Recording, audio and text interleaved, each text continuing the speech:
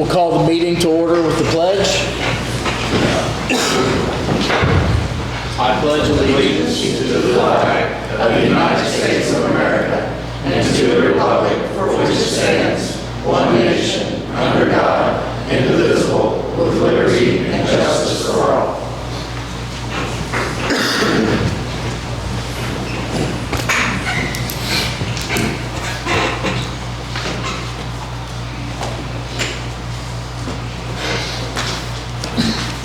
So first on the agenda is roll call. So we have Joe Sizemore. Here. Glenn Bischoff. Here. Scott McDonough. Here. Carol Lanning. Here. Brian Patterson. Here. We've got Joe Gillespie. Here. Jeff Cook, I'm here. We have a quorum. Next is the old business of April 26th, 2022 minutes. Are there any additions or corrections?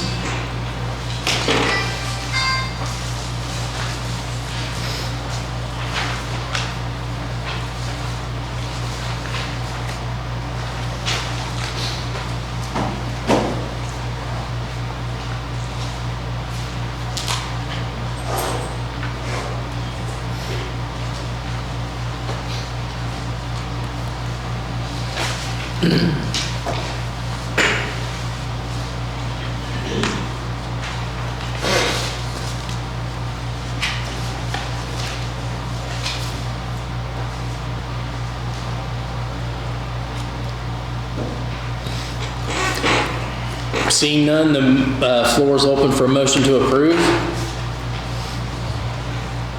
I'll move to accept the minutes from April 26, 2022. Carol Lanning has made a motion to approve the minutes from April 26, 2022. Second. Joe Gillespie seconds. All in favor say aye. Aye. All opposed, motion carries. Okay, next is John Palmer for the ARPA update.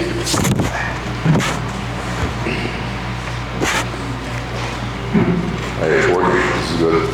The reason I'm here tonight is that last meeting I was at, we were asking what kind of projects do we have being submitted for ARPA, and I said that there were several, and I think Brian said what are the top four at the time. I couldn't tell you, but I said that things would come to the surface.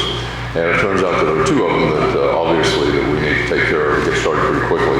One is to take care of the roof problem, to fix not only this leak, but also to take care of the roof and make sure we, how should I make this, increase the longevity of the roof. They're going to use metal on the side of the shingles, and that's going to be about $469,000.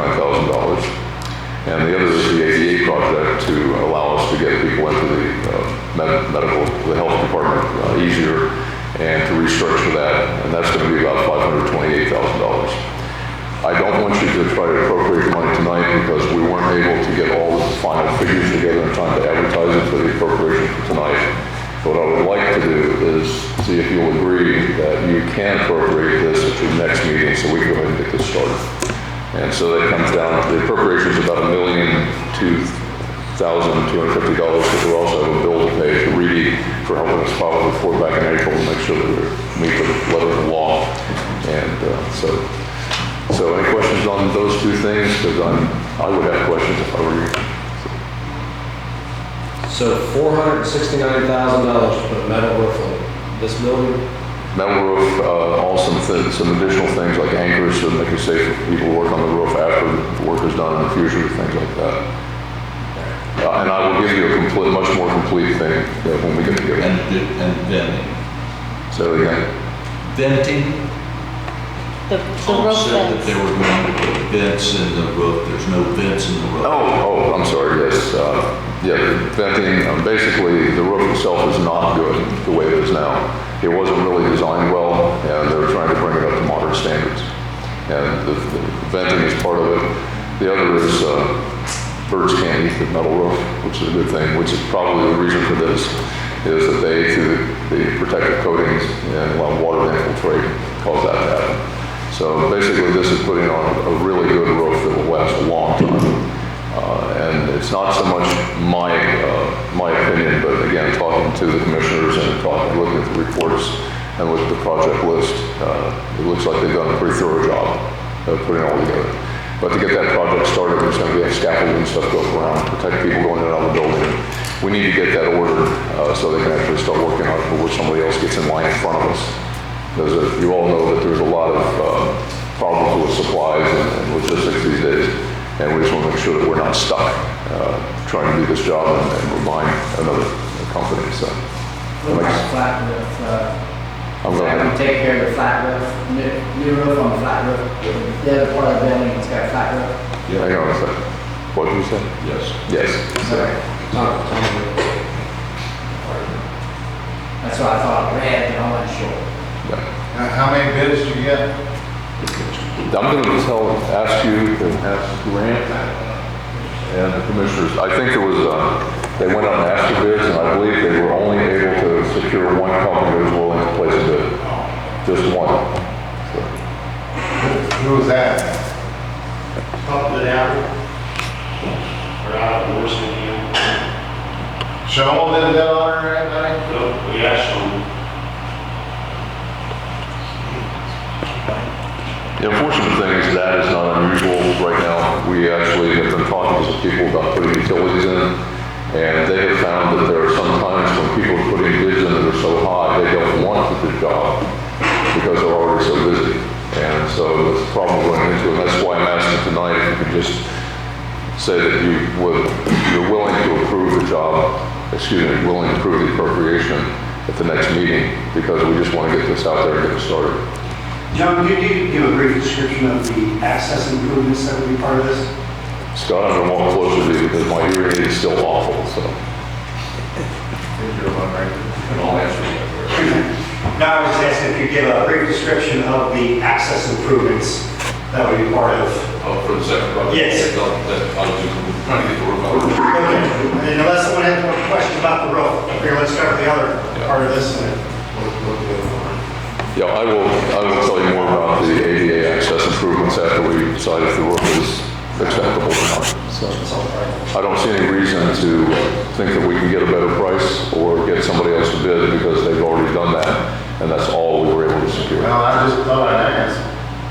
I don't blame you for asking a bid. I was a bit surprised myself when I said, you know, a lot of the requirements for using this money is you have to have multiple bids. But if you only have one, you only have one. So it's a crazy world we're in right now. So, any other questions about the roof itself? No? Okay. So when it comes to the ADA improvements, they've engaged a design firm, and they're going to act as the manager of this as well. The idea is that they're going to take the sidewalk that's in front of the building now and actually make that a 2-lane driveway. And then we're going to have handicap spots at the end of the building where the health department is. And that's going to be a great improvement.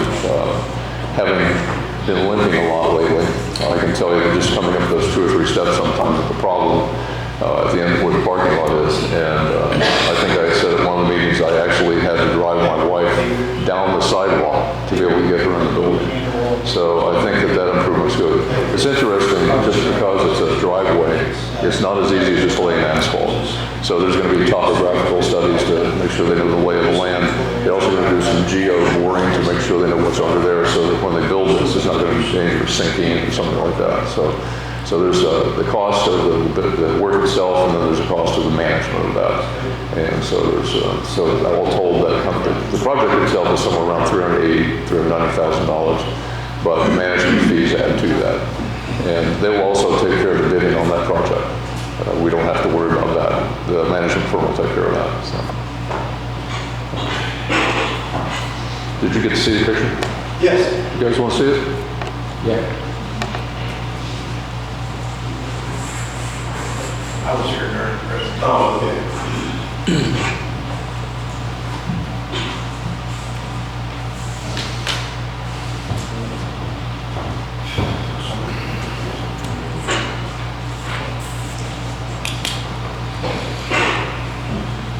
I'll go ahead and make a motion that we give John the commitment that we move forward with. I saw that. Approving the money at the next meeting.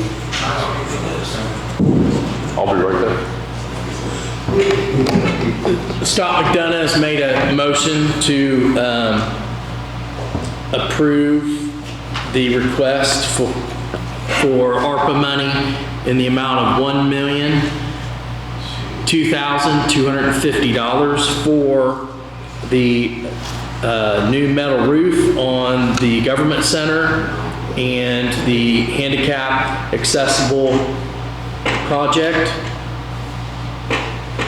Do I have a second?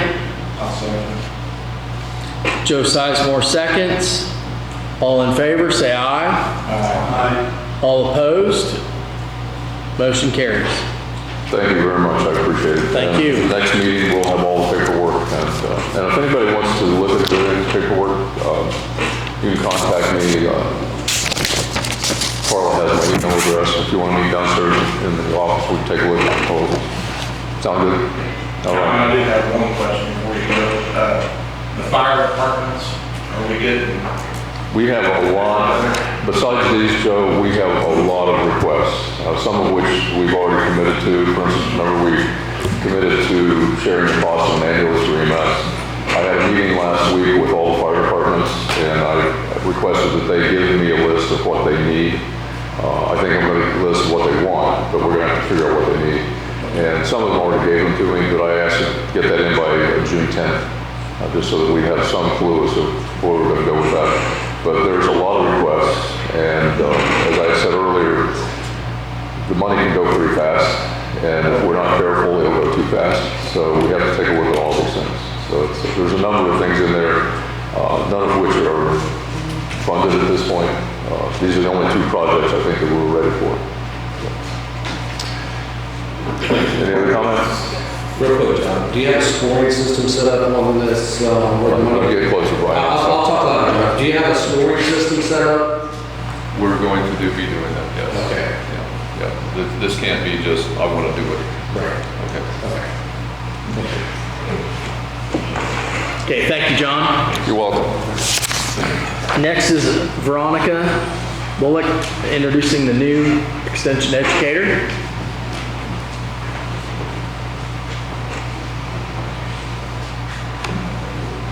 Okay, well, thank you for allowing us to have a few minutes on the agenda tonight. We really appreciate the opportunity to come here and provide programs for Franklin County on behalf of Purdue Extension. So my name is Veronica Bullock. For those of you I haven't met yet, I'm the Ag and Natural Resource Educator, and I just recently got promoted to be the County Extension Director. And I want to introduce Elizabeth Simmermeyer. She's our new 4-H educator that just started.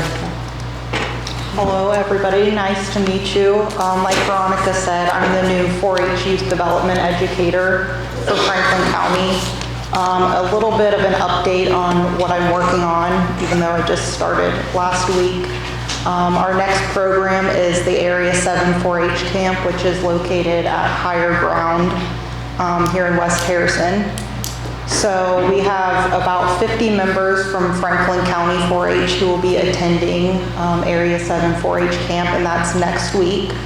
And then we're going to be getting ready for the fair, which is held July 11th through the 16th. We have over 500 members enrolled in Franklin County 4-H this year, which is an increase from last year.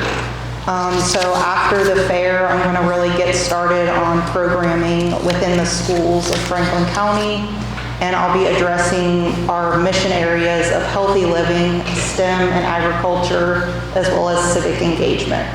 So if you have any suggestions or questions, I'm happy to help. Thank you.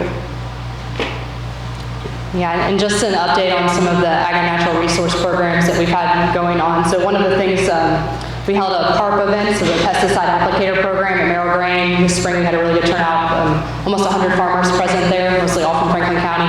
And then we're also working on some community garden projects, so putting a community garden in the Laurel, working with the Laurel Library and also the Laurel residents. And then we're working on putting 2 native plant pollinator gardens on here in the Blue Wells Park, and then also hoping to do a raised bed garden here as well. And like Elizabeth said, if there's any other issues or areas you think that Purdue Extension could help with in Franklin County, please let us know. Your voice is important to us. Yeah, we're excited to be here and have the opportunity. So I have a few of my cards I can give to you. So thank you. Thank you very much.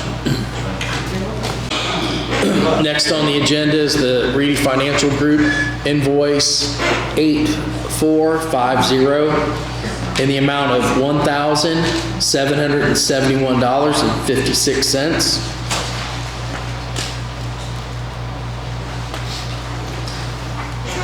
The floor is open for a motion to approve. No, sorry. How about that? I'll make a motion to approve the invoice. Well, hang on. It's going to be a different amount. Invoice for John Palmer with ARPA. So the amount that I should have read was $3,947.20. And that is invoice number 8451. I would make a motion to approve the invoice 8451. Scott McDonough made a motion to approve the Reedy Financial Group invoice 8450. Do I have a second? Glenn Bischoff seconds. All in favor, say aye. Aye. All opposed? Motion carries.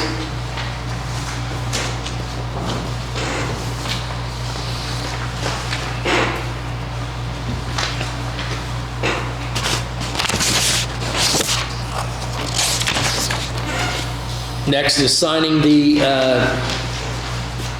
2021-18 salary ordinance amendment. Be it ordained that the following amendment to the 2021-18 salary ordinance was adopted on April 26, 2022. Part-time per hour rate, council approved the pay per hour for part-time help for highway to be set at $17 per hour. Signed this 24th day of May, 2022. So this has already been voted on and approved. Council will just sign.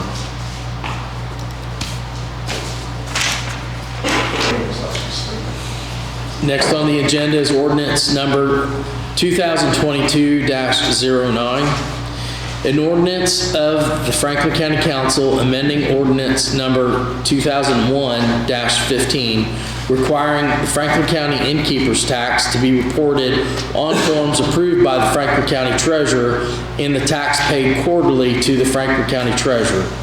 Whereas the Franklin County Council is the fiscal body and for the County of Franklin, State of Indiana, and whereas the Franklin County Council desires to promote and encourage conventions, visitors, and tourism within Franklin County, Indiana, and whereas the Franklin County Council adopted ordinance number 2001-15, whereas the Franklin County Council desires to amend ordinance number 2001-15 to require Franklin County Innkeeper's Tax to be imposed, paid, and collected by the Indiana Department of Revenue in accordance with the Indiana Code 6-9-18-3. Now therefore be it ordained by County Council of Franklin County, State of Indiana, that the ordinance 2001-15 of Franklin County, Indiana is hereby amended in its entirety and replaced with ordinance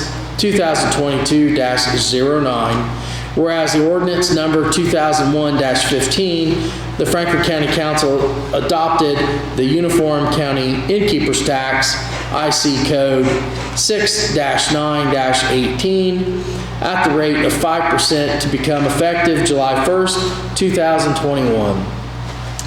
And whereas the authority of IC Code 6-9-18-3, the Franklin County Council desires to require the Innkeeper's Tax to be reported and paid directly to the Indiana Department of Revenue for recording periods beginning on or after July 1st, 2022, and shall be reported on forms approved by and in the manner specified by the Indiana Department of Revenue, adopted by Franklin County Council this 24th day of May, 2022. So this has been, this tax has been in place since 2001. My question is, what happened to cause the need for amendment? So I'll chime in and we can share this. Initially, we tried this last meeting, the state didn't like this form. Basically, this shifts the methodology of collection to streamline the methodology of collection. The rate doesn't change or anything like that. It's changing the methodology of collection to shift it so that it's going through the state instead of the local collection initially. So it's basically on the paperwork side of things and collection side, we keep things straightened out. We did this last month, but the state apparently didn't like the form. It was the one last month, so this is attempt two to get it to the way they want it worded. So do we have any option of whether it's collected locally or whether it's collected through the state? I'm going to chime in. The state has more ability to collect it from the innkeepers than, well, more resources than we do. And we are just a go-through. The treasurer's office is just a go-through. That money would come into my office, we would receive it in, and then it would get turned over to the tourism board. So all the footwork that was being done in my office, we were not gaining anything from. So with it going to the state, it should be more streamlined and people will be paid more. Actually, I'd like to table this ordinance until next month. I'm getting some feedback from bed and breakfast owners. May I ask what kind of feedback you're getting back? Because they have to pay a tax? No, they said they're happy to do it and collect it, and it's been the same, and nothing's went up, nothing's changed. So, and I really didn't look, I mean, I knew we had it, but I didn't realize that. The actual innkeeper's tax is not a tax that's being paid by the actual innkeeper. It should be included in the rental of the facility that the people are renting. Yeah, Well, their concern is how's it helping them? Well, I wish Tom Hall was still here and Michael back from the tourism board, because all of that money that is collected goes straight to the Franklin County Tourism Board, which promotes them via the website. They do all kinds of advertisement for places to stay, things to do in Franklin County. So they are getting something for that money that they are collecting. Is it advertised on the internet or? Yeah, there's a Facebook page. I do believe there's a Franklin County Tourism Board website. So they are getting benefits from it. I'm not quite sure because they question their people who stay with them. They asked them where they found them at, and they said, well, it's not word of mouth. It's like they'll go to the bed and breakfast website for Franklin County, for Indiana, or the area search. I just got some, I just have an issue with it. Also, too, a friend of mine passed away now. Gene Castile was the councilman for District 1 at this time, and he actually was the only person that voted against it. And I've come to find out that it was, he felt that a tax imposed on people just for staying here. And I thought it was state mandated. And so I cleared that up with the attorney earlier. So it doesn't matter to me which way you go. If my office is you're gonna open a can of worms and you're gonna continue to put stuff on my office with my limited resources in people. So I'm trying to take something off the table from my office that is costing the county money that we have we're not getting nothing from me collecting this money. Right, and not to try to blindside you or anything, I guess at the next meeting, I'll try to get the numbers, because the last I checked, 95% of this innkeeper's tax comes from Batesville, okay? It absolutely does. Yeah, and so I understand. And if the innkeeper uses VIRBO or Airbnb, they have to pay that anyway. It's coming out anyway. It goes directly straight to the state. So it's only the people that are actually taking So then, phone call reservations. so then the innkeepers are already paying the tax, and then the people that are staying there are paying the tax? No. No, that's not how it works. Okay. This 5% is when you stay there, you're charged 5%. Just like you go to Indianapolis, you stay in Louisville, you stay in Cincinnati. Every time when you look at your receipt, there's a ton of taxes all tacked onto it. I know. So I guess I'll try to work on the next meeting to have a listing of it, and actually to see too, if you want to know, I mean, the tourism board, do they receive any other money? Oh, yeah. The tourism board gets the money. And he says they get the money, but what other source of revenue do they actually have? Oh, that I cannot answer. I have no idea. Right. So I can tell you there's roughly about 28 to 30 inns in Franklin County, but I can't physically give you a list because I signed the disclosure with the DOR. I can't tell you what they report every month. And this isn't, what she's proposing isn't changing the tax rate at all, it's not changing anything, it'll make a change. I guess people don't know that. Correct.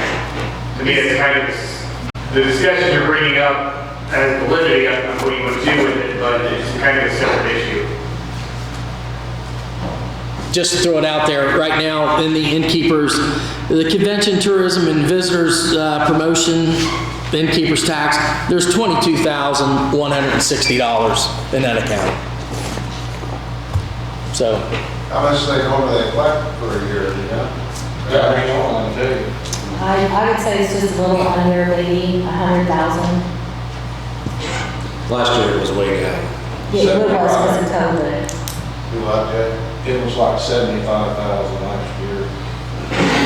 That all goes towards advertising for the county. It goes for administrative issues, it goes for advertising, websites. It doesn't count. I used to have an issue with it myself, and then I see what they are actually doing. Michael Beck's been part of the ARPA money that's been coming in. She's been, spearheaded some of that. The Reedy grant, she's helped with that. They're doing some good things. We got a lot of good things going on in the area. And we just got a new hotel, so that money's actually going to go up. So I think that's, I think it's a good thing, personally. Franklin County in 2018 received $109,000. I'd just like to see a breakdown where all the money goes. That'd be fair. You guys actually approve their budget each year. Mm-hmm. Right, I'd still like to see how it's broke down and where it's spent. Yes, I don't know if I brought my budget book with me. I did. Okay, well, we can get it right here. COVID was 73,000. We can't get rid of the So bad. 2020 in the heart of COVID was 61,000. I can look at it after the meeting. 2021 was 110,000. So Grant, you're saying that we have no decision on this innkeeper's tax. We're just approving whether she sends it through the state or not. Correct. Yeah, on that Or the ordinance, state collects it, I'm sorry. that ordinance is just on the collection mechanism. If you want to discuss about if you're doing something with the innkeeper's tax, that would be a separate ordinance entirely. That's just the collection mechanism. Is there anything in this ordinance that hurts the innkeepers? Does it help them? No, nothing, it's just moving it from my office collecting it to the state collecting. Is the state Then gonna they charge, have to report to the state instead of my office. is the state gonna charge a fee to handle that? No. No. No, okay. Is Michael Beck on board with this? Yes, actually, they were, Michael Beck and John Palmer were here last month when this came up. And then when I forwarded the signed one from last month to the DOR, they wanted some wording fixed. So that's why it's presented to you tonight, to fix that wording. To where they collect it instead of the treasurer's office. The 22 budget that we approved was for $61,665, and that was a 16% reduction from 2021. That was because of COVID. Was that because of COVID? Was there any breakdown in there, Joe? Or did it policies or breakdown? Contractual. Contractual. Contractual.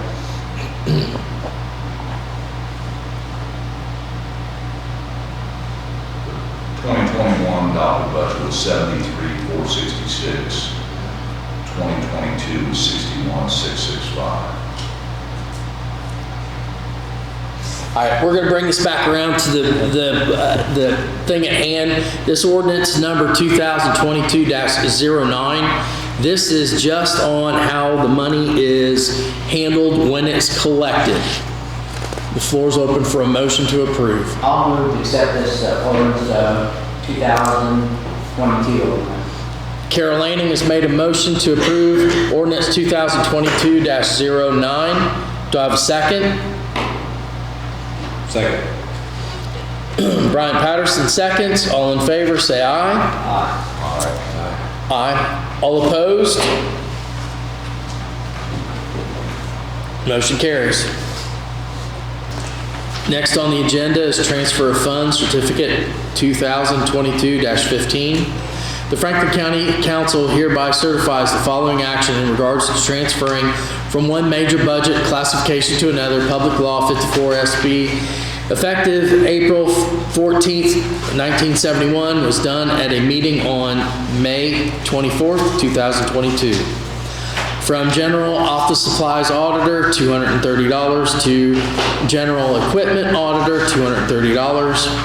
From election clerks, $7,000, to election expenses, $7,000. From election judges, $7,000, to election expenses, $7,000. From Park and Recreation Landscaping, $119, to Park and Recreation Office Supplies, $119. And that such transfers do not necessitate expenditure of more money than was set out in detail in the budget as finally approved by the State Department of Local Government Finance. The transfer was made at a regular public meeting to proper resolution, a copy of which is attached to the certificate dated 24th day of May 2022. Any discussion? I'll move to approve transfer of funds certificate 2022-15. Joe Sizemore has made a motion to approve resolution 2022-15. I'll second. Scott McDonough seconds. All in favor say aye. Aye. All opposed? Motion carries. Please sign 2 spots.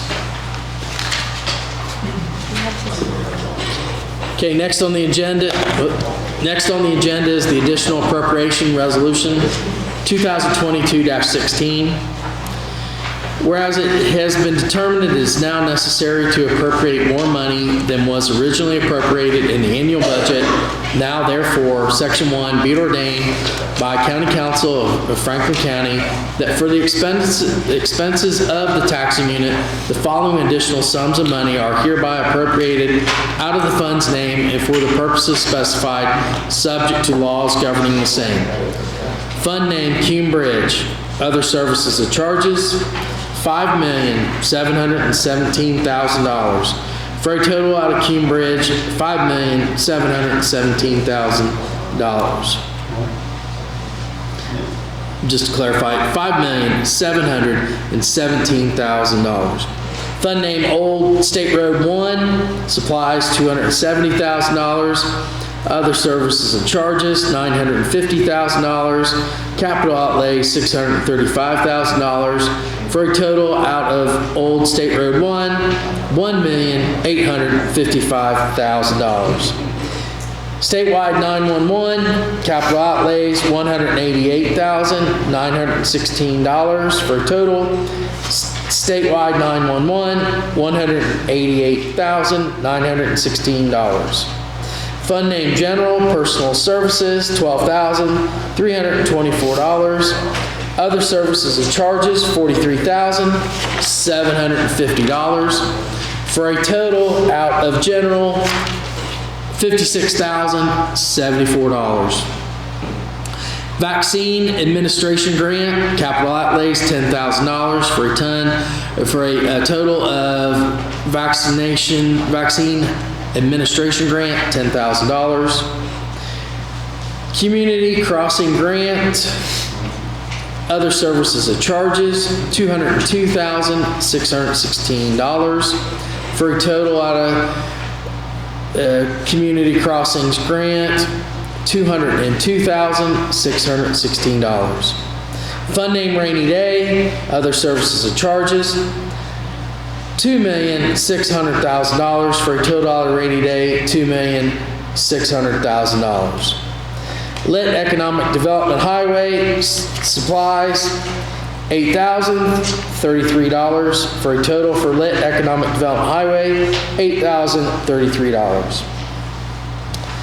Statewide 911 PSAP project, capital outlays $16,896 for a total for statewide 911 PSAP project $16,896. Dated this 24th day of May 2022. Any discussion?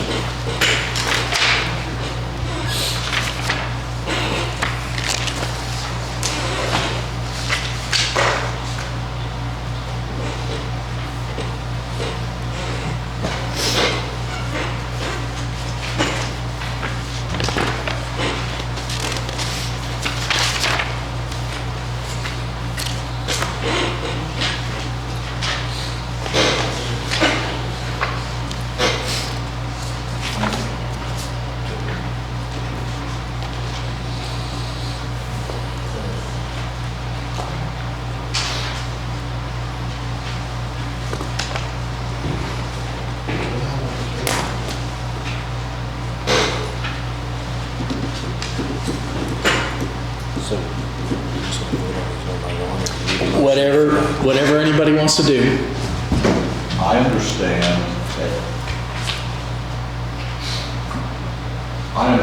everybody's concern for low water crossings, and I have them also. But we can't fund $4.5 million for 2 low water crossings at this point. My suggestion would be, this is a discussion for budget hearings. To put money in place, to see what our projections are. We just came out of 2 years of the pandemic. We had no idea where we're gonna be. Thank goodness it seems like we're on the other side. We're gonna be okay. We didn't know that the last 2 years. I would say, I mean, this. You got $720,000 in rainy day. Yeah.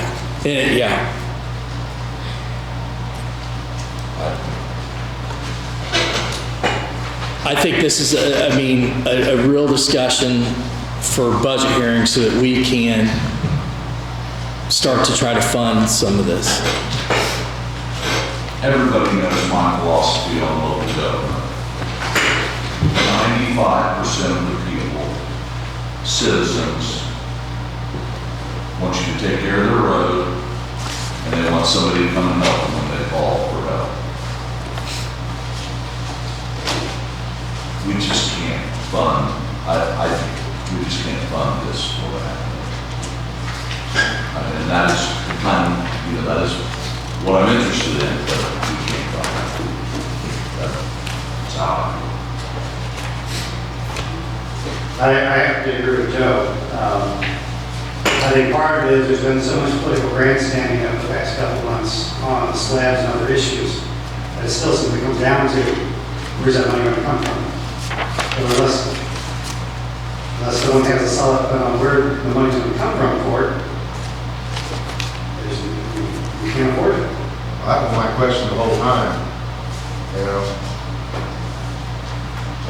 where's that money going to come from? But I think, like you said, it was used in other ways.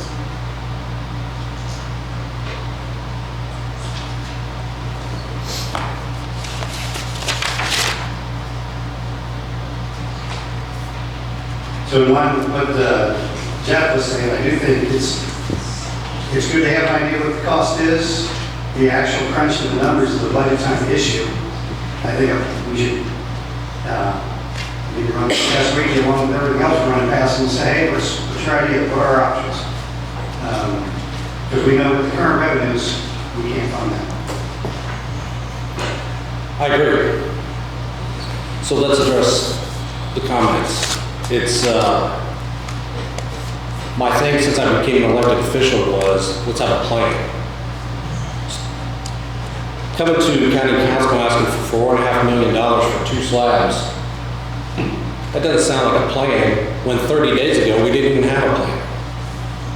At our last meeting, we didn't have a plan. Now we are asking for $4.5 million for 2 low water crossings, which desperately need done.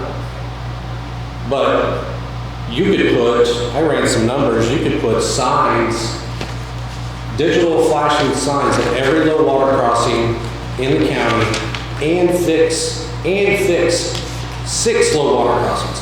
Completely get rid of them, redo them for $315,000. Yeah. Based off the numbers that I got. I'm sorry, I'm sorry, I evidently wasn't paying attention. So how many slabs? 6 for how much? For three? No, 6 and put LED signs, flashing signs at every. Fixing 6 slabs for how much? $315,000. For signs? No. For 6 slabs. For 6 low water slabs. 6 low water, according to what I have right here. Forward and slab structure information, last updated 5/5/2022. Okay, let me go through it, just so we know. Culvert number, Barber Road. We got West Hamburg Road. Culvert number SA 1702. That was $50,000. The one previous was $60,000. Here's one on Shady Road for $15,000. Here's one on Barber Road. Let's see. Yeah, another one on Barber Road for $10,000. We can fix a low water crossing. Fix them how? That's not gonna eliminate it though. But on Hamburg Road, where's there a slab on Hamburg Road? I don't, it's in, There's a difference between there's a difference between a slab this is the list that I received. and a culvert. There's 27 low water crossings and forward and slab structures on here is this is what we're classifying as a low water crossing. Okay. $315,000, $77,000 for the signs. I'm sorry, $215,000 to replace those low water crossings. $77,000 for a quote that I just received today to put 42 signs, plus another $23,000. Let's say there's miscellaneous stuff, you gotta add some poles at every low water crossing that would be left minus that. $315,000 and we got 6 of them. All I was asking for was a plan. I wasn't asking to spend $4.5 million on 2 low water crossings. Who would be doing this work, Brian? Would it The be county, our local mostly. road crews, or would it be an actual construction company coming in? That's not me. If it's a culvert, we do a culvert for stuff. You do that back. It's just a problem. I just want to know on Hamburg Road, because I live out there, I'm not sure. On Hamburg Road, there isn't any slab on Hamburg Road. We need, like Bullfork Road, look on that. Bullfork Road is one to be replaced. Hang on, And- let me go back here. Yes, no, It's a terrible slab. Absolutely. Yeah, And it- Bullfork Road is not on there. Might as well cross the creek. But it is definitely, and I can attest, that is a slab. There's one on Bullfork Road that is west of Hamburg Road, and then there's another big one, which is 1.5 million that they're asking for. So there's 2 in there somewhere. Okay, Yeah. see what I'm saying? And it would probably have to be that to get it up out of the floodplain. This would drop our low water crossing list down to 21. if we did 6 of them, 21. Now, I think this county can afford $300,000 to $500,000 a year and get into making a dent in this low water crossings. Because, yeah, some look bad, worse than others, but low water and, rushing water is still dangerous. So if it takes you $10,000 to fix one,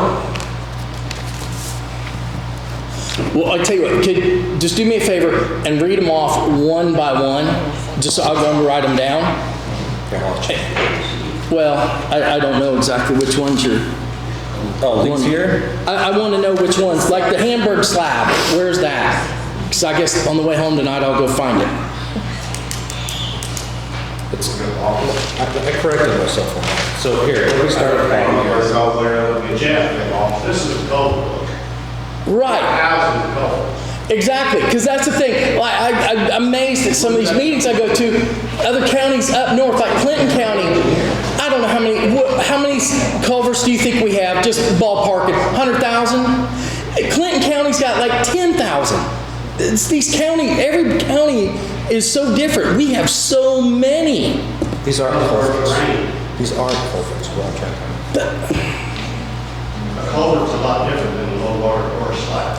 A low water crossing, what has to be, 20 feet span? A bridge has to be 20 feet. I just remember from when you guys replaced Stockpile Road, that was a big deal because they were trying to say that wasn't a low water crossing because it wasn't enough span, but it was. A bridge is 20 feet. Okay, yeah. So as a taxpayer, what is the difference between a low water crossing, a bridge, and a culvert? Like, we should all know that, right? So what's the difference? Because there's so many people out there, obviously, that don't. So what is the difference between the low water crossings? Because when you say a low water crossing, I'm thinking a slab like Jeff's house is what I'm thinking. Yeah, it's a concrete slab. Okay. And then you actually have your bridge and your bridge deck. So those are the differences. A low water crossing is designed that in storm events, water runs across the top. Exactly. So that's totally different than what a culvert is. Correct. With running water with a non-maintainable culvert. Correct? Can you clarify on that, Larry? Can someone clarify that? A bridge, by definition, is anything 20 foot and over. Right. I'm going to ask Larry to look at this just to make sure. Low water crossing, culverts. Culverts are usually put in for a return period, like a 25-year return period, which means there's about one chance, or 25% chance, what there's to say that it will be flooded out in 100 years. It's a 25% chance, once every 4 years. So they're not necessarily designed to handle the water 100% of the time.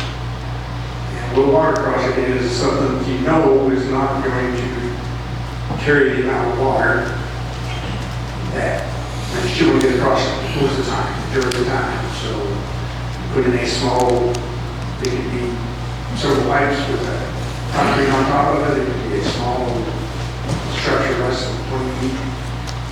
Thank you for clarifying that for the citizens of Franklin County. Appreciate it. So Larry, that document that I just put in front of you, did you put that together? I updated it. It came, I don't know where it came from originally, but I did update some of the costs. And the structures you're talking about are smaller structures. Some of them are, you could replace with maybe a 40-inch pipe. Right up to Hamburg Road are fairly small. But the list at the top says board and slab.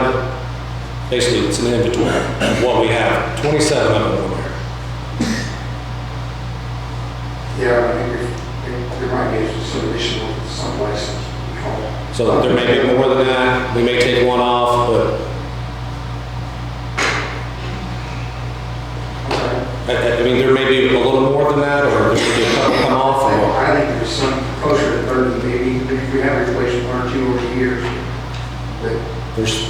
But you think there's 30 low water crossings? I don't have my most recent data, something like that. I've got a listing on the back now that shows all the stuff. Okay. Regardless, you just updated those estimates on 5 of 22, 5/4 of 22. Okay? So 6 of those, I think I counted, I did the math, and there was basically 14 low water crossings that we could have did. I think it was like 1.8 million. I'd have to go back and do the math again. So we could do 14 of them for 1.8. That's half of our low water crossings we can take out for 1.8 million. I understand the two that. May I have a question? Yes, go ahead. How many of these low water crossings are on dead end roads that they want to fix?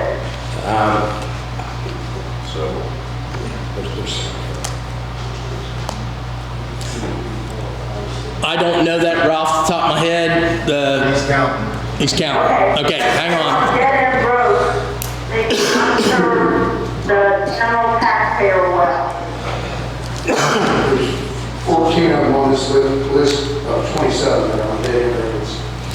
All right, so Mildred, 14 of them are on dead-end roads, according to the county engineer. Because those don't serve the general taxpayers well. The dead-end roads. There could be one family, there could be 2 families. Now, I'm going to argue the other way that, just to throw this out there, that becomes a safety issue that they're on a dead-end road. And that's the only way out. I just had an emergency here on May the 13th. I did not call 911 because it's faster for me to go to the hospital by myself. So that's the safety issue that we're so far away from the hospital too. Thank you for your time. Yep. I'd like to say something though. Snail Creek has got a slab on it. Low water crossing. And if you cross that, there's approximately 6 to 7 houses. And then one is a very high-end house on the other side of that slab. So these people pay property taxes also. So it does, and it is a dead-end road. So that means that these are taxpayers. So. And that's what I'm just saying. I'm just thinking out loud here. I mean, because you could argue it the other way. Dead-end roads, there's only one way out. Other ones, there's ways to go around.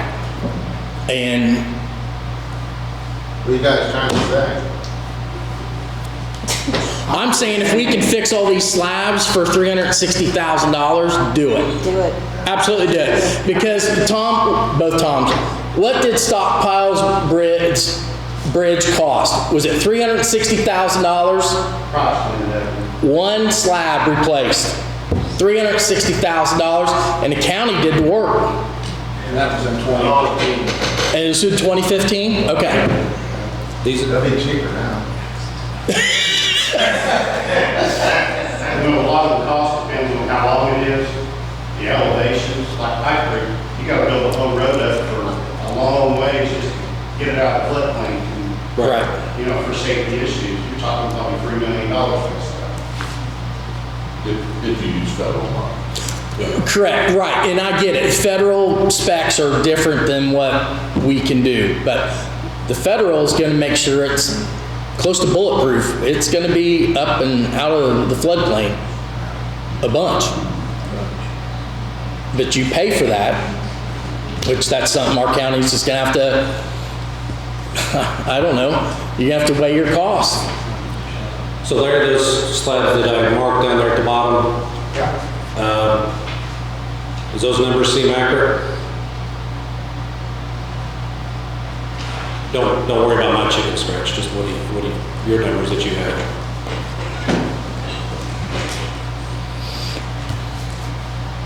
I would probably like to review each individual structure.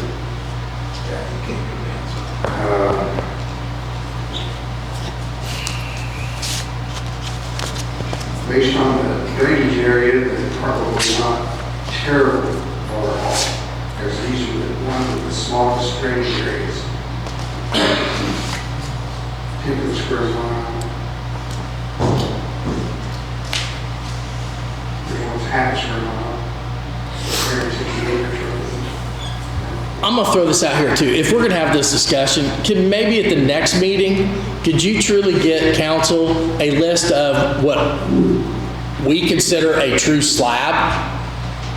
Not a culvert, not, you know, whatever. I mean, something that because it didn't rain today, you drive across it, it's dry. But if we get 3 inches of rain, the water's gonna go above that concrete structure and people are gonna have to decide if they're gonna drive across it or not.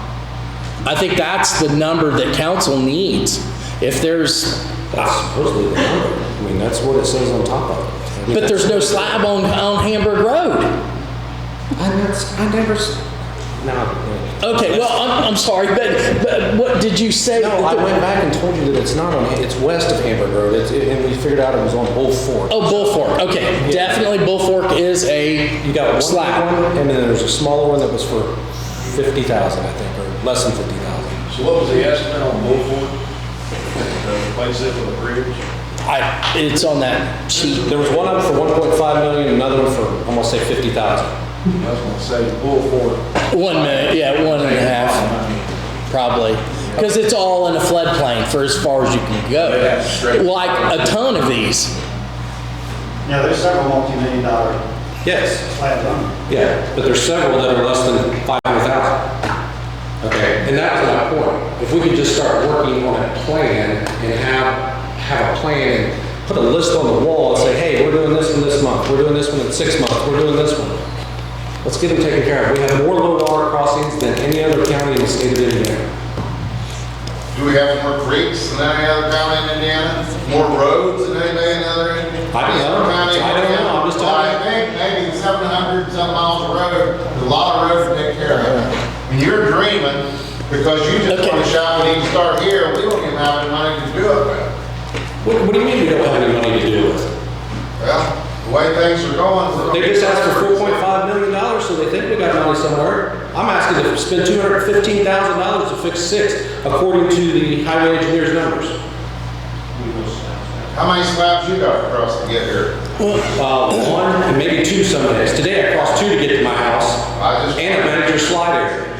I was wondering. And don't think that I gotta sit here when my kids just started driving yesterday. You don't think I'm gonna worry about him every day. Okay, until we move off of Yellow Bank Road. I worry about my kids and their road.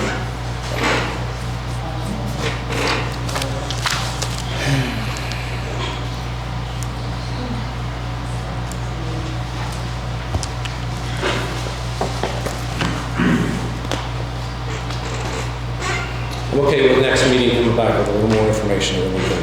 Okay. So let's move.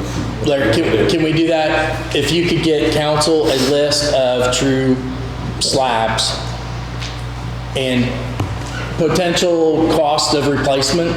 Yeah. Just to make sure that, go ahead and review the numbers that are on that sheet to make sure. But based off what he just said, a low water crossing has a certain percentage amount of water that comes over. I don't know. It's not, a low water crossing is not always a true big piece of concrete across the creek. Okay, that's a slab. There's fords and different things that, you know. That's concrete slab and no fingers. Yeah, I agree with that. But a couple of Okay. Let's get a plan. Let's work together in the same direction. All right, so the next meeting, we'll revisit this. The table, the 4.5? Yes, yeah. Okay, let's just, someone on council, let's start from, I guess, the bottom of it, and we can just do one at a time.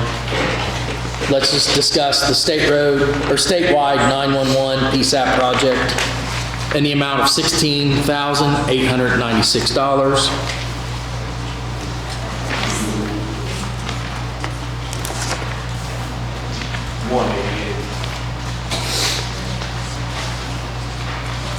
What's that? Is it 188 or 18? It's $16,896. The very last one. I just thought it'd be simpler to go from the bottom up. Statewide 911 PSAP project. That's a reimbursable grant. I didn't see it, sorry. You want to make a motion? Yeah, just each one, we can go ahead. I mean, if it's okay with council, if they want to approve them. I'll make a motion to approve that. Carol Lanning has made a motion to approve the additional for statewide 911 PSAP project. I'll second that. Scott McDonough seconds. All in favor say aye. Aye. All opposed? Motion carries. Next is the Lit Economic Development Highway, $8,033. Any discussion on that? What is that covering?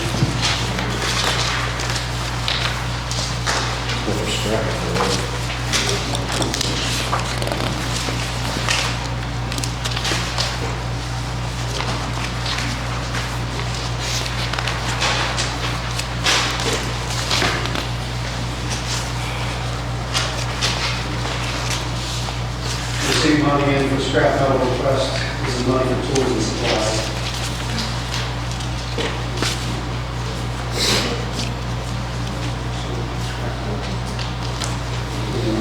Okay, so I'll that, make a motion to approve the economic development highway.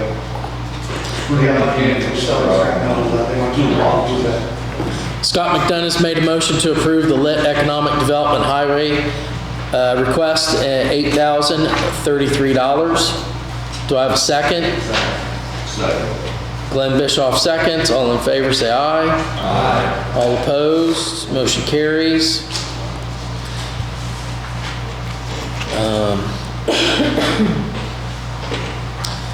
The rainy fund needs to be tabled along with the rest of the low water crossing discussion. Okay. Scott McDonough's made a motion to deny the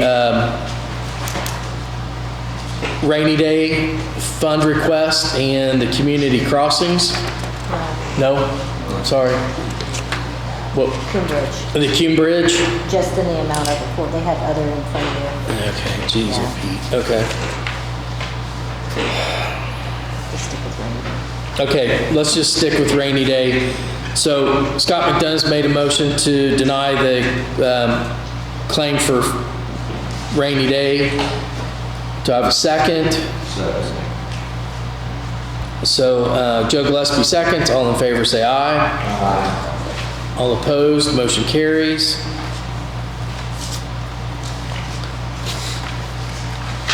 Next, let's just move up to the vaccine administration grant, $10,000. Move to approve. Joe Sizemore's made a motion to approve the vaccine administration grant in the amount of $10,000. I'll second. Scott McDonough seconds. All in favor say aye. Aye. All opposed, motion carries.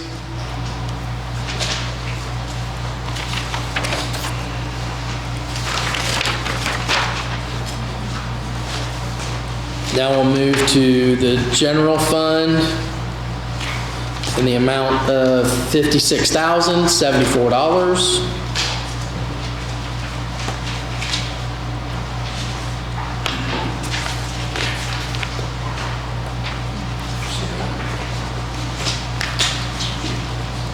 For the sheriff's, inmates, and holiday pay. It's down here, fund. It goes on, and it goes on to the next page. Right.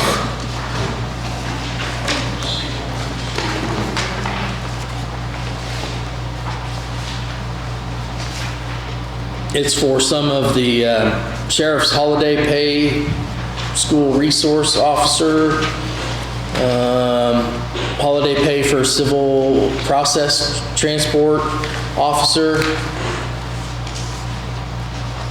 and pay for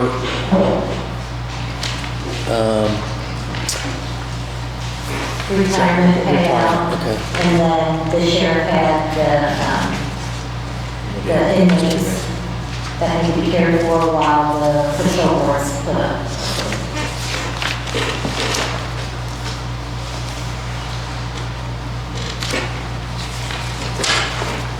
I'm going to accept that $56,074. Carol Lanning has made a motion to accept the fund name general, an additional of $56,074. Do I have a second? I'll second. Joe Gillespie seconds. All in favor say aye. Aye. All opposed? Motion carries.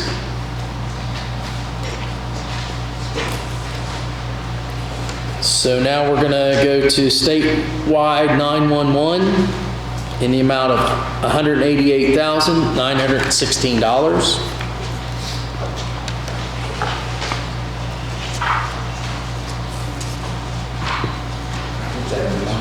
This is the county's match. You guys already approved it last year, but it just needs to be appropriate. Is this to finish up the patrol board? It's for dispatch. It's something different.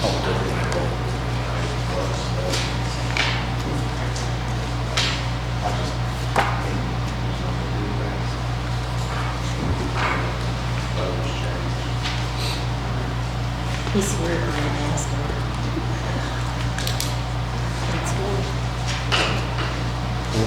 Sheriff's Kate is here if you want to ask him about the, okay. So the floor is open for a motion to approve. I'll make a motion. Joe Gillespie has made a motion to approve statewide 911 at $188,916. Do I have a second? Second. Joe Sizemore seconds. All in favor say aye. Aye. All opposed? Motion carries. Okay. So now what's left is the old State Road 1 in the amount of $1,855,000.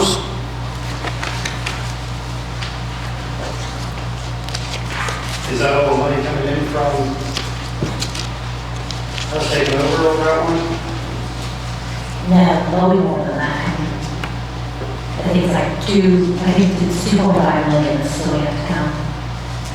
Here's my quick was, this was going to be taken from that money that would be coming in? Yes, but they also, under Crew Bridge, they have some of the expenses for Crew Bridge, they're saying could be paid with NDOT money, so it just depends on where you guys want them to take it from. Like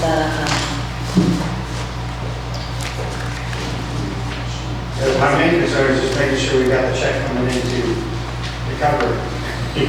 yeah, it's supposed to be here in July, but they put, is it Snail?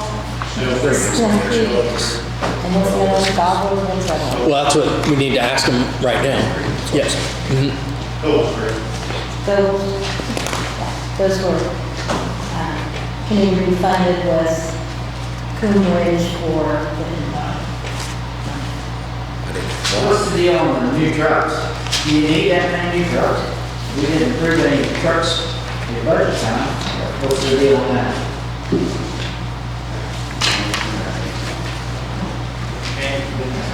You got 5 new vehicles down there. Yes, 2 new snow trucks and 3 foreman trucks. The foreman trucks are, well, we got one with a bad motor now, but they're exceeding 100,000 miles. And they're getting well more, so if we don't do it now while we've got money, if you go back to a normal budget, you'll never have money to do it. Okay. How many snow trucks you got? Is this a small, like 3/4 ton snow truck? No, it's full. One will be a single axle, one a tandem axle. Oh, okay. I was looking at pickup truck. No. Okay. Two trucks out of the 5 will be full-blown snow trucks, plows, beds, whole 9 yards, and the other 3 is foreman trucks. Okay. So with the additional money of $2.5 million, it will give them a balance of $2,896,886. And if you take Gobles Creek and Snail Creek and pay for that out of the NDOT money, it would come to the total request that will be $2,652,000. Instead of paying for these 2 bridges out of the bridge fund. So it's fundable. There you go.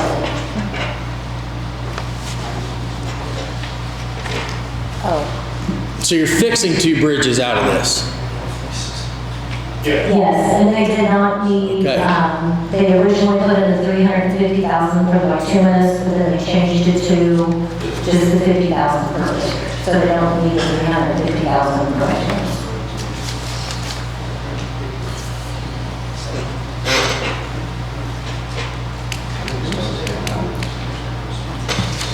So this is gonna leave them with 2.5 left, is that what you're telling me? If you fund everything tonight with what they're asking for, including those 2 bridges, it comes to $2,652,000, and they will have in July $2,896,000, so we'll just be a little bit left over. They have enough to fund what they're asking for. So this appropriation here is spending all of the State Road 1 money. Almost. 200,000.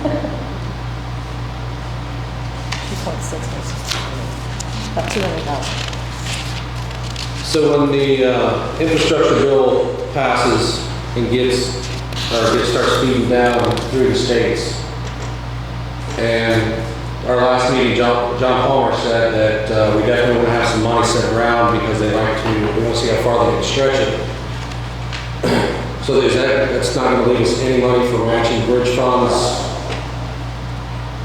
A couple hundred thousand. A couple hundred thousand left.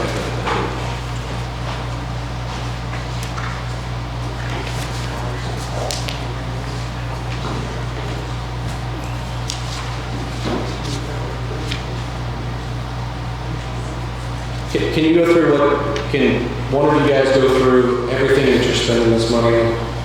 Just so the people know. Well, I'd like somebody to, I'd like them to explain it to us.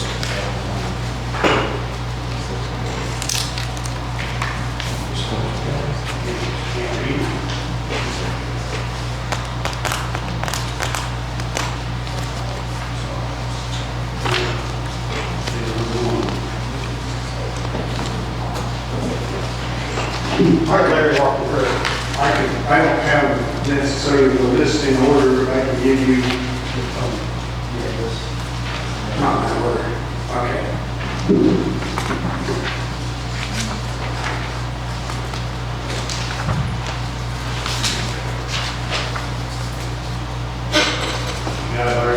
Yeah,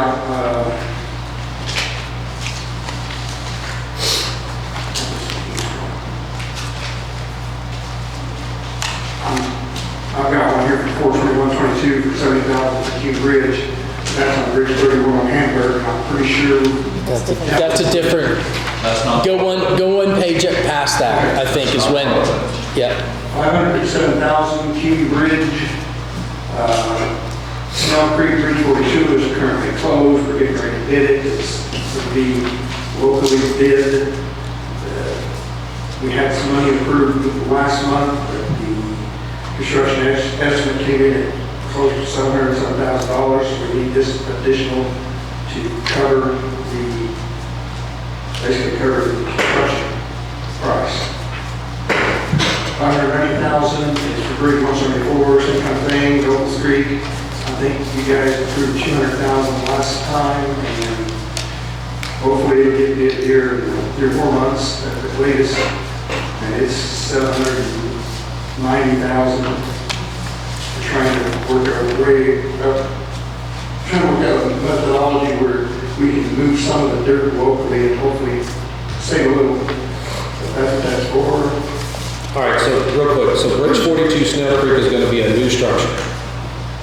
Yes. And it's closed right now. We've got a temporary pipe in there. So we can get in now. Okay, I just want to know, I mean, okay, so we're going to fix a bridge here. All right, so when do you estimate that to start? Ballpark? Bridge 42? Yeah. We got to advertise for bid coming out in June 14th, thanks for the bid date deadline. So it would start within 30 days of that. If the orders would have that. Okay, so we're thinking starting at this summer. Okay. Yes. All right. And Bridge 174 Gobles Creek, I would say would be within 3 months, 2 to 3 months. So we can start this summer to late fall. $575,000 for the snow trucks, foreman vehicles, and I think Tom Lincoln's already discussed that. There's a project that one of the commissioners had requested here a couple of years ago to put about 2,000 foot guardrail on Old US 52, the hillside there. There's no other funds available to do that. So we put that in there to try to be able to improve the safety along that stretch of road. Can we back up one? When did we buy those last foreman trucks? I thought we just bought the trucks like 2 years ago.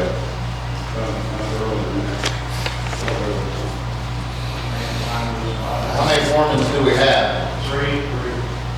Didn't we just buy 2 or 3 trucks? I thought we did. No, it's been, I don't know. I don't remember how many years. They're not new by no means. I know, pretty sure Kent got one a couple of years ago. I can't remember when it was. It'll go 2 years. Yeah, we got it. Been there 2 years. I mean, it ain't been real long ago. I've been here forever.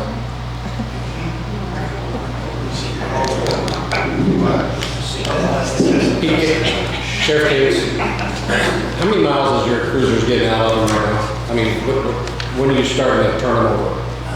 125 to 150. I still have 2 with probably 180 or so, but we're looking at pulling in 125 to 150.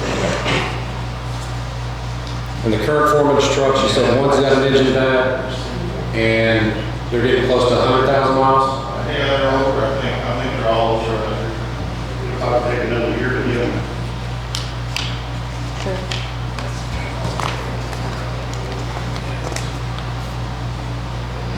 Okay, Larry, go ahead.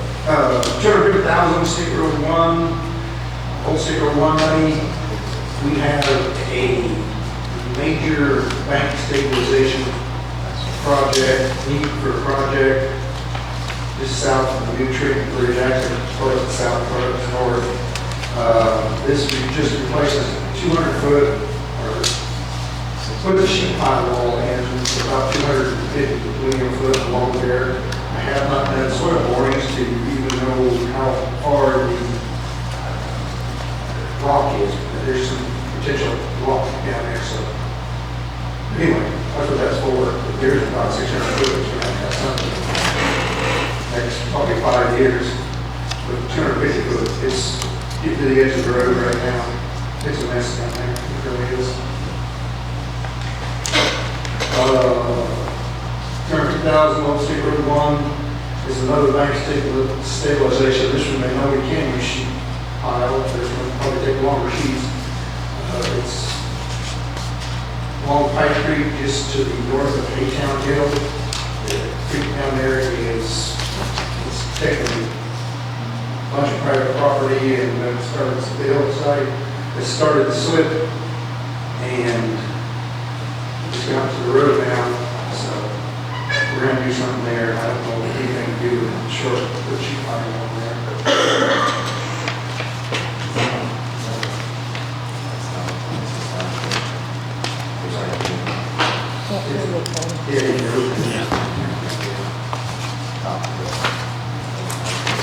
No, it's not. It's actually on Pike Creek. It's right now from our house.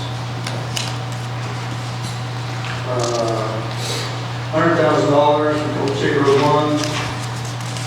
We've got 2 structures, large culverts you walk through. They're probably 13 foot wide and 8 foot high. One is on the Old State Road 1 we just took in. The state gave us $650,000 to either replace it or do some work on it as part of the money we're getting on State Road, Old State Road 1. And my solution to the pipe's bottoms out of 2 structures. And my solution is to put a concrete invert in both the 2 large culverts. One's up on the Fairfield Causeway, the other's on Old State Road 1.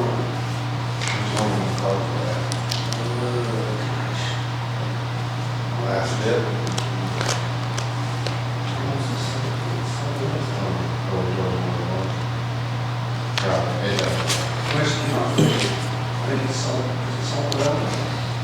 It's right in there. Yeah.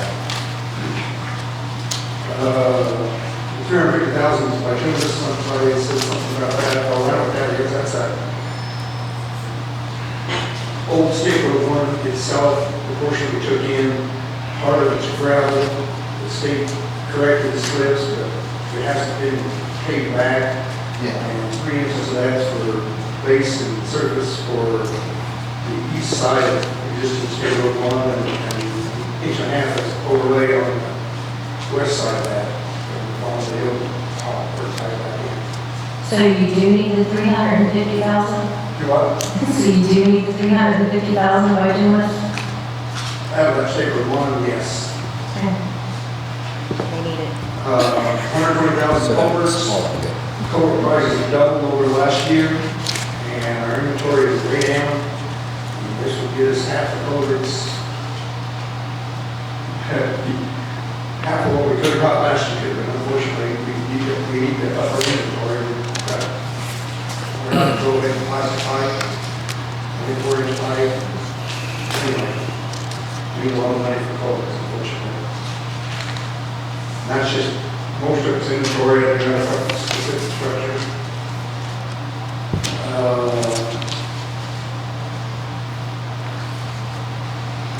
This 50,000, I'm not sure on that. 50,000 is to offset due to price increases in bituminous materials. That is probably just a general number to cover escalation of bituminous. That is actually 50,000 bituminous for each district. Okay. Is what we're said. So it's 150,000. Yeah, so the 350, you go away and put 150 there, that's actually what you need. So you're saying don't pay full state road one? Didn't the 350 that you was talking about, wasn't that to replace the community crossing grant money back to the highway? No, that paving money? Well, that 350,000 was to actually pay Old State Road one that we just set in. Okay, I'm wrong again. So Carla's right, the 50 is 50 per district, 150,000.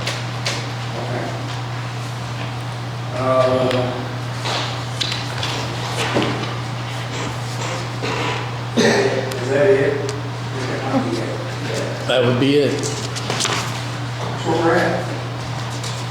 Unfortunately, it's a lot of money. And it's a lot of money we don't have at one time, but there's a lot of stuff out there that can be accomplished. But you're repairing 2 bridges, right? We are repairing 2 bridges, and we are getting some good inventory on the culverts. And put the bottom of the large culverts, really deep, bad. And safety improvement on the guardrails. When's the last time we got new snow trucks? Did we just approve 2 snow trucks at budget hearing for this year?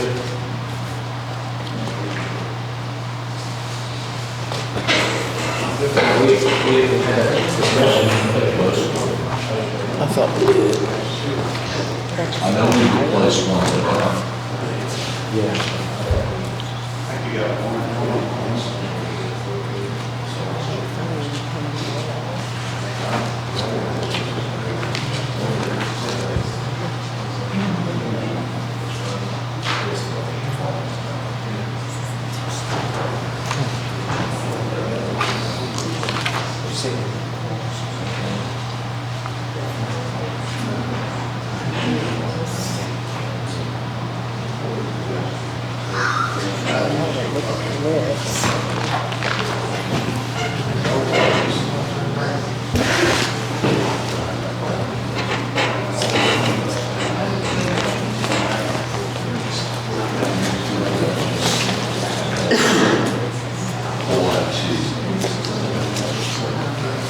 You see, that's economic, right?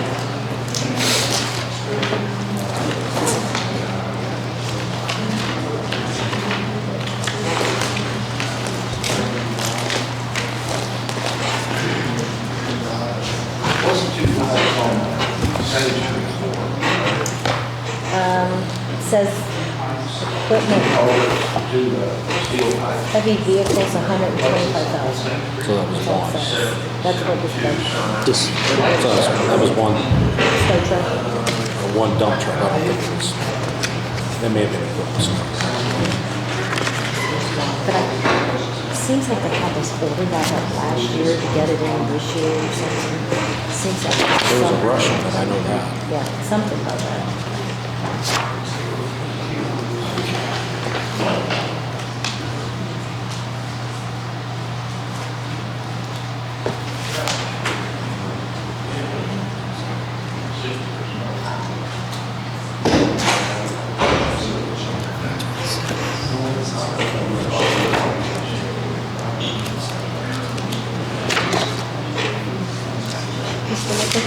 Yeah, because, well, I surely to goodness, I wrote it down. Actually, it's under, It's,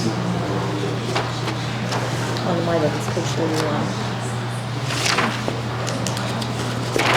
Larry, how soon does the State Road 1 need repaired? Is it something that was part of the contract with the state? I don't know whether it's long sufficient. The agreement where I'm going to take that road or not. I know the state is fixing the slips, but as far as the surface goes, I know we were supposed to do the work, but I don't know if we agreed to do what we actually agreed to. It's our maintenance duty, but whether we actually agree to say we're going to have to make the asphalt. I'll wait 2 minutes for discussion. What I can see is,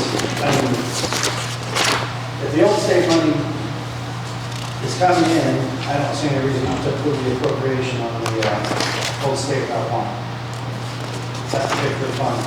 So I'm going to make a motion to approve the appropriation for old state route 1. In the amount of $1,855,000.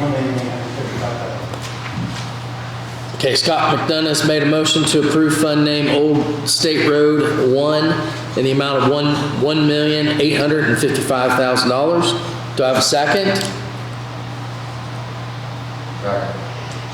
Glenn Bischoff seconds. All in favor, say aye. Aye. All opposed?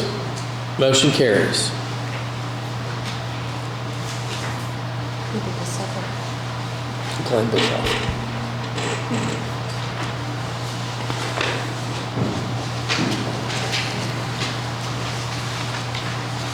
And we didn't, I messed up on the community crossing spell. We still need to do that.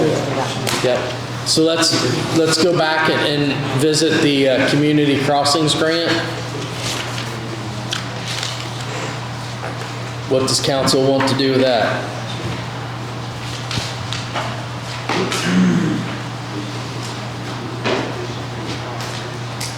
What's this for, Larry?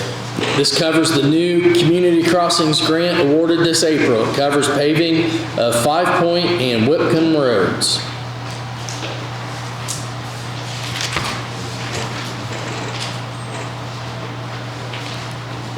I think there's enough money in that fund to cover that. On the state, but not appropriate for anything else. The other things we may not be able to verify that.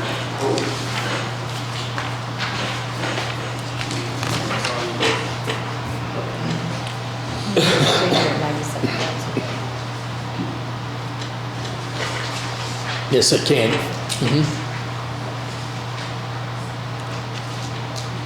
What'd you say, Jeff?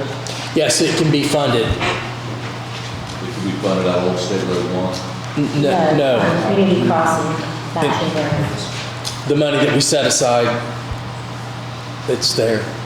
I'll make a motion to appropriate community crossing fund in the amount of $202,000 and $202,660. Scott McDonough made a motion to approve the community crossings grant additional in the amount of $202,616.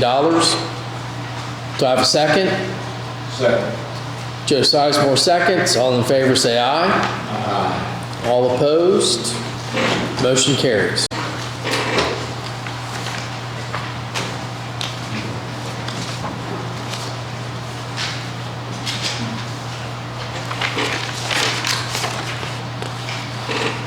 So we're back to the Cume Bridge.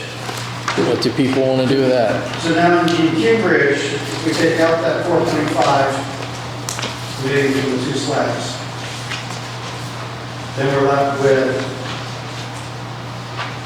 a $70,000 appropriation for Hamburg Road,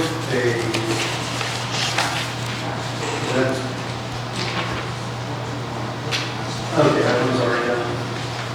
So these are the 2 right now. Okay, so we've got 2 bridges here. One's Bridge 42, Snail Creek construction. The other one's Bridge 174, Gobles Creek construction. That already got approved. That already got. They were advertised under the bridge. Okay, so we can deduct, we can deduct those 2 You bridges. can, we'll just have to re-advertise it though under the SU. And that's fine. Yeah. So Scott, I would say, my recommendation, you spit out what you think you want to fund and leave the rest alone. You know what I'm saying? If you think that $70,000 for the Hamburg Bridge, which is already in the works, and if there's anything else that you want to attach to that, that might be the simplest way. Less confusion for everyone. Okay, well, what I was looking at was our current balance on that Cumeton Bridge Fund appears to be $1,132,642. My feeling was whatever we can fund with what we actually have. I don't have a problem with funding if that's what they want to prepare. Then after we put in the money from the property tax, it'll be $1,517,433. It should be in there any day now. Okay, so all 3 of those could be covered if, if the commission want to move forward with those 3 projects. Funding's there, I don't see any reason not to. Save money from NDOT is what he's saying. So you want to save the money from NDOT money instead? Is there a benefit to using the NDOT money versus using the Cume Bridge Fund? I mean, that's what it's there for. I don't know. The NDOT money can be used for anything. The Cume Bridge can only be used For bridges, which might be a good thing. Leave it there. It has to be spent for bridges then. So, I mean, it doesn't really matter which spot we take it from, but the Cume Bridge has to be spent on bridges, so we got 3 bridge projects here. Is it We got one in place, so. bridge in that fund? As long as it's 20 foot. That's what I'm saying. That's what I'm saying is that. So unless there's a good reason not to, I'm going to go ahead and make a motion that we go ahead and fund those 3 projects. The Hamburg for $70,000, Bridge 42 for $557,000, and Bridge 174 for $590,000 out of the Cume Bridge Fund.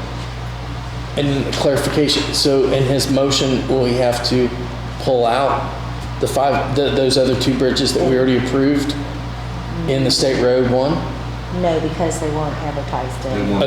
Okay, I just want to double check. Okay, Scott McDonough made a motion to approve the $70,000 out of Cume Bridge for the Hamburg Road Bridge, $557,000 out of Cume Bridge for bridge number 42, and $590,000 for bridge 174. Scott, is that? That is correct. Okay. All right. Brian Patterson, second. All in favor, say aye. Aye. All opposed? Motion carries. Now that will leave a balance in the State Road 1 of like 800,000. Yes. Probably closer to $1 million. Okay. We have to leverage for other projects.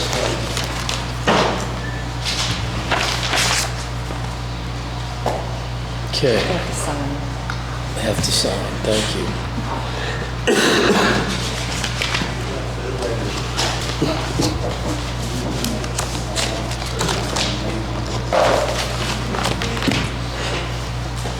Okay, you're up. Good evening, everyone. My name is Eugenia Monroe, and I have some exciting news, a positive note to end this evening. This Franklin County Park Board approached me about writing a grant to help replace some of their equipment that is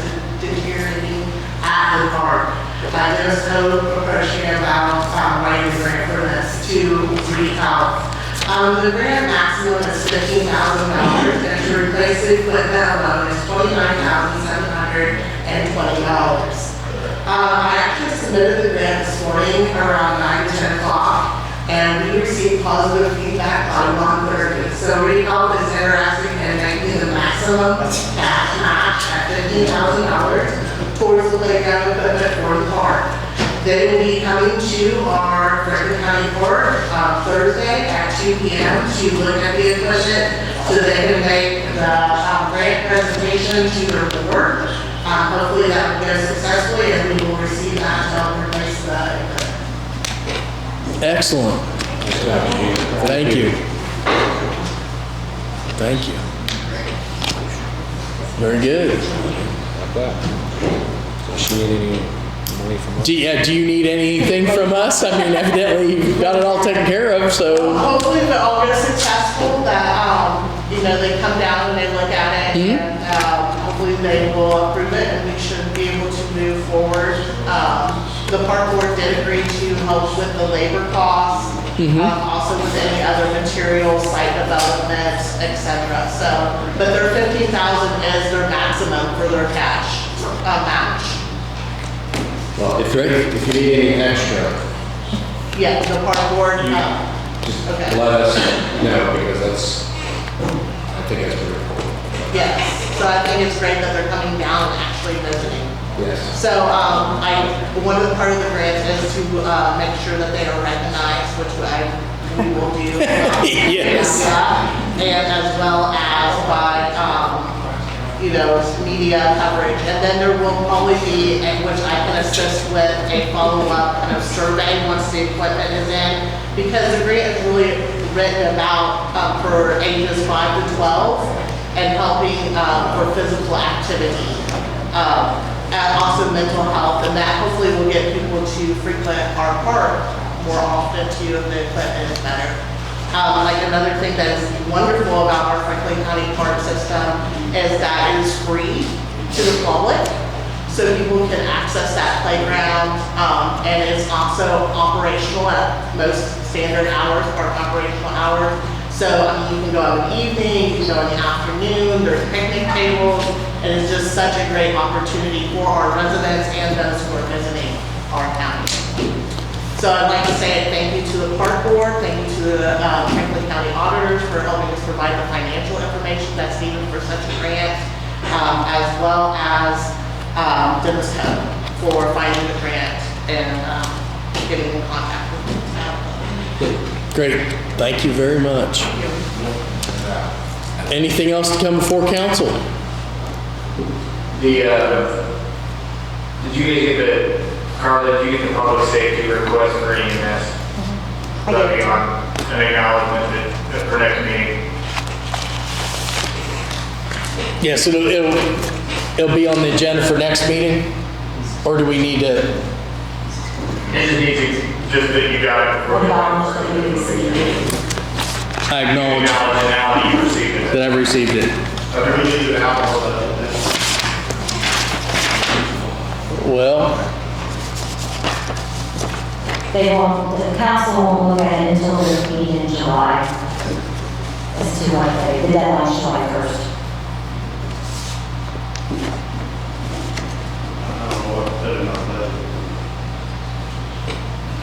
You'll have time after. You'll have time after it says to say. okay.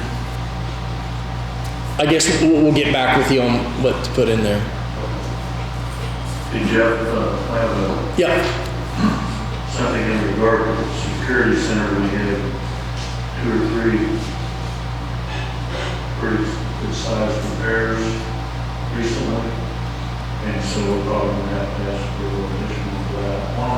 One was a rooftop unit was $49,000, and one they had a plumbing issue was close to $20,000. Then they had around the power supply that we're working on now, and I think that's going to be about $33,000. Is that correct? So that's just giving you a heads up. He's going to go behind, but that's what we have to do. All right. Thanks, Jerry. Anything else to come before council? Floor is open. Yep. Before the meeting, I passed out a little flyer there. I would like, Larry, maybe if you would touch base on what we're gonna need. I mean, I'm guessing probably $100,000. We've got a new federal mandate just come down on us. We just found out about at our last community meeting, for emergency vehicle posting signs at all of our bridges that we've got like 31 or 32 of them. We have to do these postings because they don't meet the federal requirements for emergency vehicles. You know, the last federal act, the FAST Act, they addressed emergency vehicles on state roads. And it didn't really necessarily apply to local roads per se. And now they ruled that it applies to local roads as they approach. Not only does it apply to local roads as they get from the fire station to the state route, it applies to all local roads. Basically, so now we have to put every sign up, and not only have the bridge, they have to be at the nearest intersections that lists the axle weights and the gross total weights for the emergency vehicles.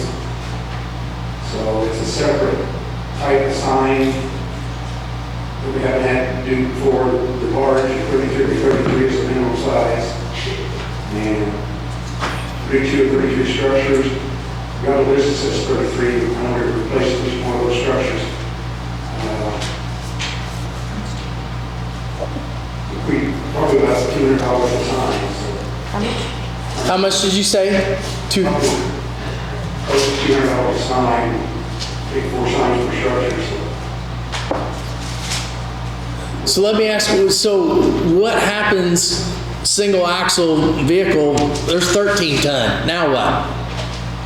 I don't know, Jeff. I mean, if we gotta, if we gotta post these, Yeah. so then, if you're. Fire truck gonna come around if there's got a house burning on the other side? No, they got one track mind, we're gonna put that fire out, it doesn't matter. But the feds are requiring us not to sign these, and we have to take pictures and send it in. That otherwise we lose our any federal funding from now on. The state should be us to do this because they're afraid You hit one song. local counties don't do it. The state will lose federal funds. Yeah. Which means everybody will lose federal funds across the state. I don't know, kids still. How many signs you talking about? 132 roughly. Yeah. There'll be enough motion sign, and the problem is they got a mandate to be done by the end of August, is that right? Yes, August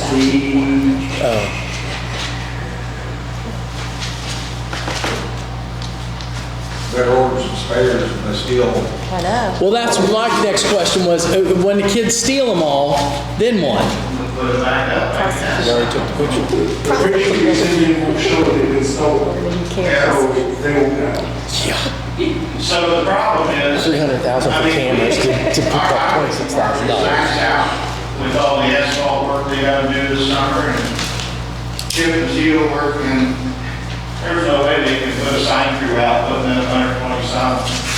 So we're gonna have to put out a contract to put these signs up. I don't know any way to do it. How much you paying? Roughly 50, down. How much of that solar, power, solar panel cost? That they sold on Pipe Creek. After our last council meeting, we went to Cincinnati, I went down to the bridge, and I said, the sign is flashing, that slab. And I looked, and the solar panel, the battery, everything was stole off of it.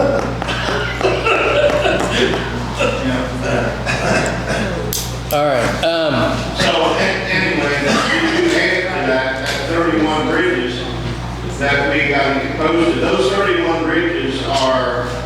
you mean 131 bridges? No, we got 33 bridges. Okay. Say it's going to be signed. We got 120 bridges in the county, but 33 of them, I think. Am I right, Larry? 33 have to be signed? Okay. And we replaced one of them, so we shouldn't have to do that. Yeah. But it takes 4 signs, one on either side of the bridge, and then it takes one at the closest intersection from the bridge. So we're talking 132 signs. So that's where the 130 something Yeah, comes in. yeah. And, it's never ending, but, so the comment's been made that we didn't have a plan. We've always had plans. Our bridge inspection report always does our plan. I mean, it always comes down, we've got 11 bridges on our bridge inspection report that's on the replacement list right now. So we always work on the bottom of that. But when the floods came and forced out bridges, we had to stop working on our list and go to immediate emergency repair bridges. Right. Can you get us a figure of what it's cost you this year because of the rains? How much extra money we spent? Yeah, I couldn't even come close. Really? Yeah. Well, that's my problem. Oh, yeah, I've seen Trying three to of do them. other bridges and we can't keep up with it. All right, so if on these signs, I guess get some type of plan worked up with, and then get back with us at least. It'll be done at the next meeting. So, all right, anything else to come before council? Floor is open for a motion to adjourn. So moved. Scott McDonough has made a motion to adjourn. Second. Joe Sizemore seconds. All in favor say aye. All opposed, meeting adjourned.